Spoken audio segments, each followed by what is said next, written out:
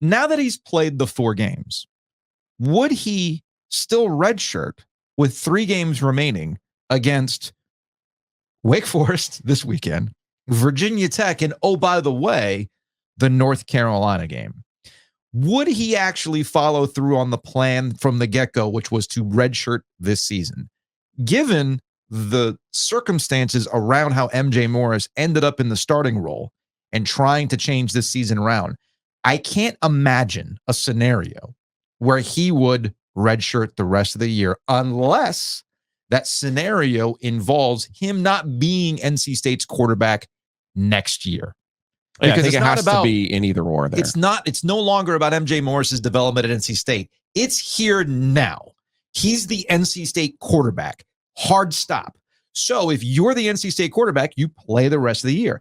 If there's a conversation about redshirting, some nebulous idea that this might actually happen, then that indicates to me, Joe, that he is not going to be NC State's quarterback. Now, this is stuff that pops up.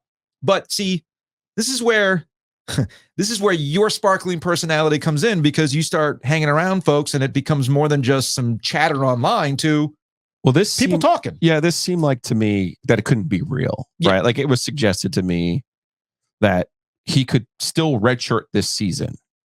And then I was like, oh, that sounds really odd. Again, you want to talk about somebody who's publicly said that he, his commitment to NC State, MJ has said over and over again. And just to go back in context purposes, he went into this season with the plan to redshirt so that he would have 3 years of eligibility remaining. Remember, he doesn't have a COVID year. So he's on a normal 5 to play 4 clock. He played in 5 games last year, which made him ineligible to redshirt last year. Okay. So they go out in the portal, they get Brennan Armstrong, and the plan was to redshirt MJ Morris. Season starts the way that it did. They're 3-2 after the loss to Louisville. And in those 5 games, Brennan Armstrong threw 6 interceptions, 5 touchdowns, 6 interceptions, completed only 57% of his passes. Quite frankly, the passing game was a struggle. The offense was a struggle. Okay. A lot of what the offense was Brennan running the football, which helped him in the UConn game, but not so much in the other games. Okay. MJ then gets the start against Marshall, plays his best game of the year. I don't think there's any doubt about that. The first game that he played in was his best game of the year. The only thing he has going for him statistically is your favorite category of QB wins. Yeah.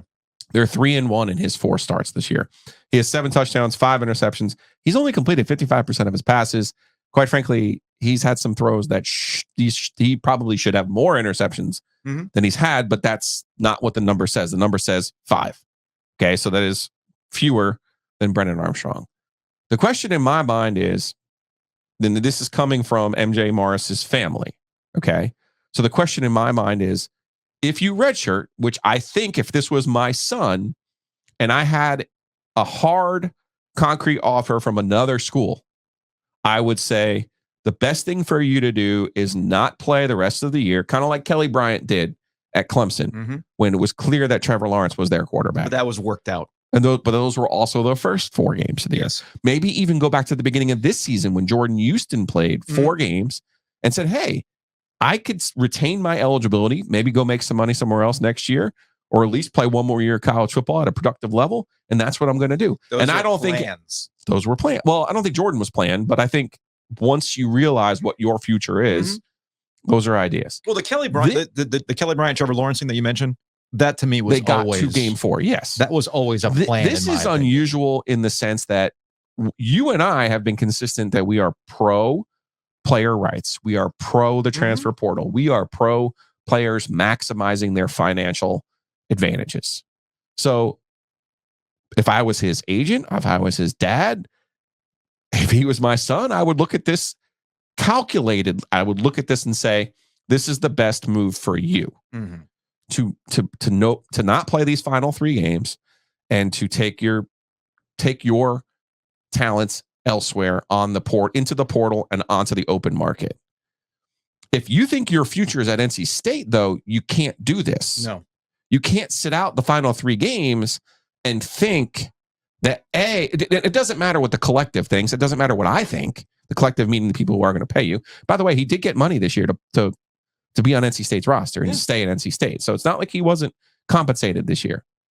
you can't go back to your teammates. You can't go back to your teammates and say, I'm not playing against Wake in Carolina so that I have an extra year so that I can make money.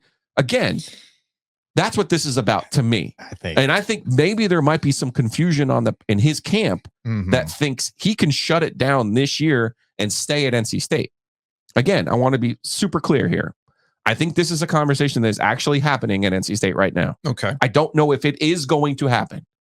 It's something that's been broached. But this is a conversation that has actually been happening with MJ's camp and the collective and the coaching staff. Okay. Okay. So I don't know how it is going to turn out. He might show up on Saturday, start, and they'll deny it until the day's, hey, what are you talking about, Giglio? That never happened. Yeah. You know what I'm saying? You've been doing this long enough. When you start asking questions and it's not immediately When it's not immediately dismissed, you're like, okay, then there might be something there. Yeah. So again, I don't know how this turns out. All I know, there's been a conversation. I would just say that his camp and his family, he can't sit the final 3 games out and stay at NC State. No. He can sit the final 3 games out and do what Kelly Bryant did and go somewhere else. Or Jalen Hurts. I think Jalen Hurts only played 4 games that year too. Or whatever they ended up working out there. I think that's a situation where you are saying, I am not the quarterback at NC State. Now, if you're NC State and you're the collective, now this is the new part of the reality. We just talked about Kevin Concepcion.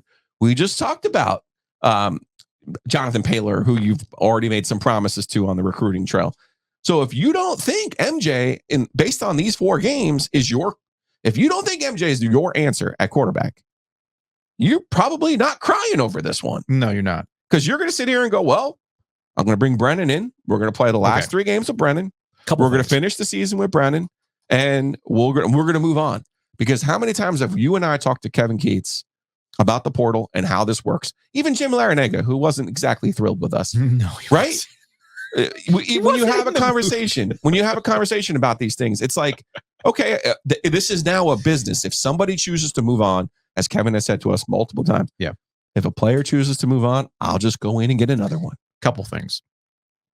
The first one is, I think this is just the new reality where you're going to have interested parties that want to maximize the value of their kid. Think is a normal thing, reality. And these are conversations that probably take place at a lot of programs right now. But all the examples that you've given have been, in my opinion, planned. The Kelly Bryant situation, or Jalen Hurts, he's off to Oklahoma, because every single one of those instances, they had the next guy coming up. In NC State's case, MJ Morris is supposed to be the next guy. Yes. But based on what we've seen out of MJ Morris, QB wins aside, there's been nothing that I've seen from MJ Morris last year and this year that makes me go, man.